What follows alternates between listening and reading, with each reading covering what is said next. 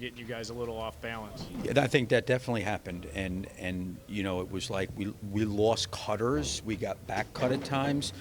There was a lack of physicality at times. Like this to me was a game that was similar to Charlotte, right? Someone said it was an NBA record of the number of missed three-point shots by two teams in one game. We could not make a shot.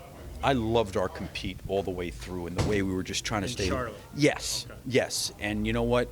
When you're playing against a team like Charlotte, or you're playing against a team like Washington that doesn't have a great record, I don't think people understand, you know, after a while you get tired of it. And at some point you want to put your foot down and compete and play. And, you know, it's 82 games, it's a lot, you know, so we don't have the luxury to think that we can just show up and play or, you know, think, okay, we're just going to go out there and try to shoot and make shots. And if we make shots, we'll win.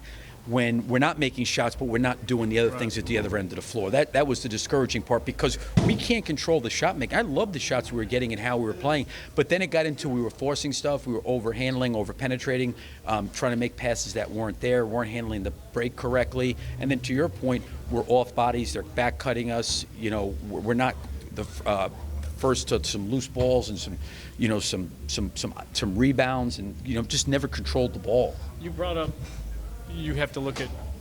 I'm guessing you did the same routine that you would do on an off day, though. I mean, I know you said you need. No, to I look mean, in all honesty, like I didn't do shoot around.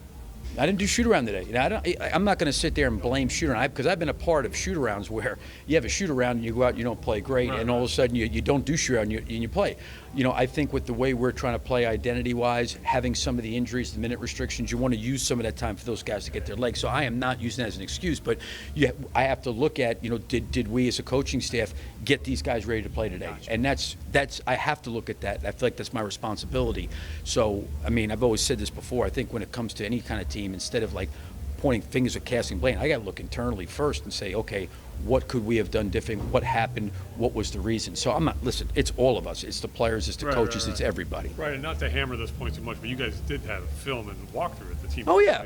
Yeah. Listen, like I'm not. I know. Listen, yeah, I'm not trying. I'm You just gave him the day off and said. Yeah, "Go out to the football game no. and I didn't do that. What I'm saying is you have to. Why, you know, we had a game very similar to Charlotte.